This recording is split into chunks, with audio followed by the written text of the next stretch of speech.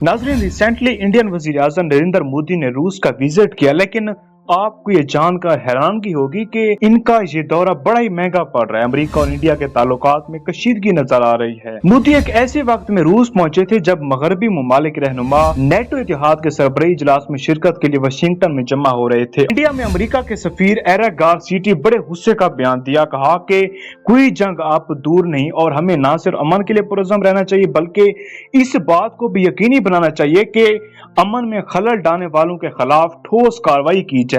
गारसिटी ने ना तो रूस का नाम लिया जिसने फरवरी 2022 में यूक्रेन पर हमला किया था, और लेकिन उन्होंने ये जरूर कहा है कि गुज़श्ता चंद बरसों से कई ममालिक खुद मुख्तारी के नाम पर ही कानून की खिलाफ वर्जी कर रहे हैं। एंड मैं आपसे एक क्वेश्चन पूछना चाहता हूं कि अमेरिका हमेशा से इंडिया और पाकिस्तान को आजाद खारजा पॉलिसी पर क्यों नहीं चलने देता।